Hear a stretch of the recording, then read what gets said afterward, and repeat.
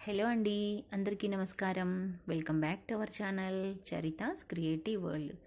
ఇవాళ మన వీడియోలో పాలకూర బజ్జీ, చాలా తక్కువ పిండితో ఎక్కువ బజ్జీలను అయితే ప్రిపేర్ చేసుకోవచ్చు నేను చెప్పిన విధంగా ట్రై చేస్తే.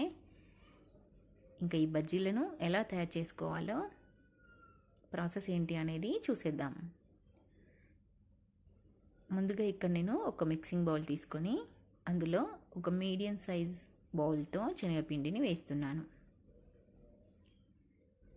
తర్వాత ఒక 2 స్పూన్స్ బియ్యం పిండిని వేస్తున్నాను. బియ్యం పిండి వేయడం వలన బజ్జీలు క్రిస్పీగా వస్తాయండి. తర్వాత ఒక 1/2 స్పూన్ కారాన్ని, 1/2 స్పూన్ ఉప్పుని వేశాను. తర్వాత కొద్దిగా వంట సోడాని వేశాను. ఇప్పుడు ఇందులో ఒక 5-6 వెల్లుల్లిపాయలు, ఒక 1/2 స్పూన్ జీలకర్రని దంచి పేస్టులా చేసి వేస్తున్నాను. ఒక 1/2 స్పూన్ ఓమను ఇలా నలిపి వేస్తున్నాను. ఓమను ఎప్పుడైనా డైరెక్ట్గా కాకుండా ఇలా అరచేతులతో నలిపి వేస్తే అప్పుడు ఓమలో ఉన్న ఫ్లేవర్ పిండికి బాగా పట్టుకుంటుంది. ఇప్పుడు మీ మిశ్రమాన్ని అంతటిని ఒకసారి బాగా కలుపుకోవాలి. ఇక్కడ నేను 1 స్పూన్ ధనియాల పొడిని కూడా వేస్తున్నానండి. మళ్ళీ ఒకసారి పిండిని కలుపుకొని ఇప్పుడు ఇందులో కొన్ని వాటర్ని వేసుకుంటూ పిండిని తడుపుకోవాలి.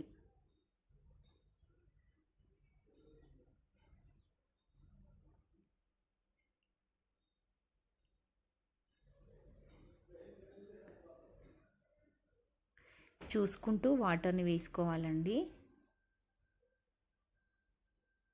పిండి మరీ పలచగా అయిపోయింది అనుకోండి, అప్పుడు ఆయిల్ బాగా పట్టేస్తుంది. అందుకని జాగ్రత్తగా వాటర్ని వేసుకుంటూ పిండిని తడుపుకోవాలి. పిండి కన్సిస్టెన్సీ అనేది మనం చేతులతో ఇలా కిందికి జార విడుస్తుంటే కొంచెం హార్డ్గా జారి కింద పడాలి. ఇలా వీడియోలో చూపిస్తున్న విధంగా మనం చేతులతో జార వేస్తుంటే కొంచెం హార్డ్గా కిందికి జారాలి. పిండి పలచగా అయిందనుకోండి, అప్పుడు ఆకుకి పిండి ఎక్కువగా పట్టుకోదు. మనం ఆయిల్లో వేసి గోలిస్తుంటే ఆయిల్ ఎక్కువగా పీల్చేస్తుంది. పిండి మరీ గట్టిగా ఉందనుకోండి, బజ్జీలు తినేటప్పుడు పిండి పిండిగా వస్తాయి. కాబట్టి మన ఆకుకు తగినట్టుగా పిండిని తడుపుకోవాలి. ఇలా మీడియం సైజులో ఉండే ఆకులను తీసుకొని బజ్జీలను అయితే ప్రిపేర్ చేసుకోవాలండి. అప్పుడు వాటి సైజ్ అనేది బాగుంటుంది. ఒకవేళ ఆకులు పెద్దగా ఉంటే 2 ముక్కలుగా కట్ చేసి బజ్జీలను తయారు చేసుకోవాలి. ఇలా ఆకులను ముందుగానే మనం పిండిలో డిప్ చేసి రెడీగా ఉంచుకుంటే ఫాస్ట్గా తీసుకుంటూ ఆయిల్లో వేసేసుకోవచ్చు. తర్వాత స్టవ్ పైన ఒక తేలితావ పెట్టి అందులో డీప్ ఫ్రైకి సరిపడా ఆయిల్ వేశాను. అది వేడైన తర్వాత ఒక్కొక్క ఆకుని పిండిలో డిప్ చేసి వేస్తున్నాను.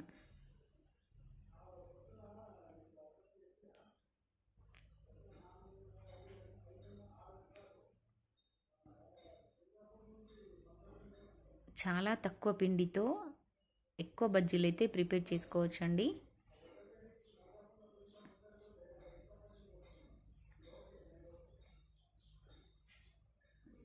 ఇలా ఆయిల్లో బజ్జీలు ఒక సైడు కొంచెం వేగేంత వరకు వాటిని టచ్ చేయకూడదు.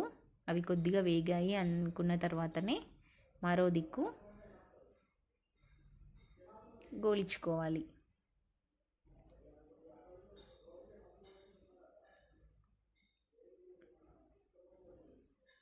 తర్వాత ముందుకి వెనుకకి తిప్పుకుంటూ మంచి రంగులోకి వచ్చేంత వరకు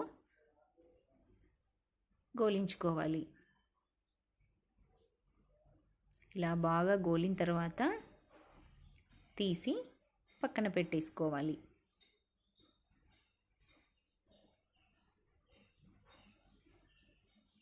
ఈ బజ్జీలకు మంచి టేస్ట్ అనేది ఎల్లిగడ్డ జీలకర్రతో వస్తుందండి. అందుకనే తప్పకుండా బజ్జీలలో ఎల్లిగడ్డ జీలకర్ర ఒకసారి యాడ్ చేసి చూడండి.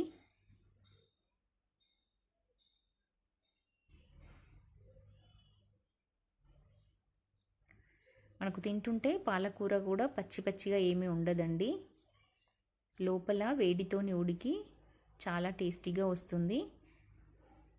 అలాగే అన్ని బజ్జీలను కూడా నిదానంగా పిండిలో డిప్ చేస్తూ ఆకులను వేసుకోవాలి. ఎన్ని ఆకులుంటే అన్ని బజ్జీలని చెప్పుకోవచ్చు. పిండి తక్కువ, బజ్జీలు ఎక్కువ. చూడ్డానికి మిర్చి బజ్జీల్లాగా కనపడుతున్నాయి.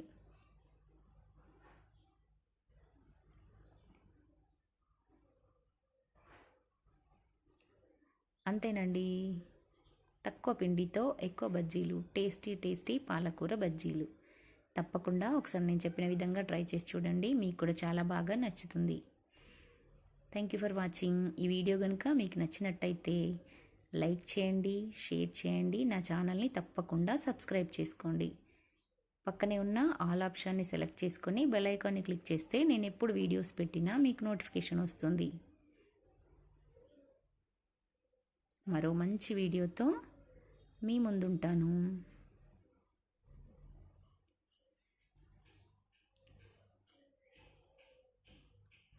బాయ్ అండి. Keep smiling.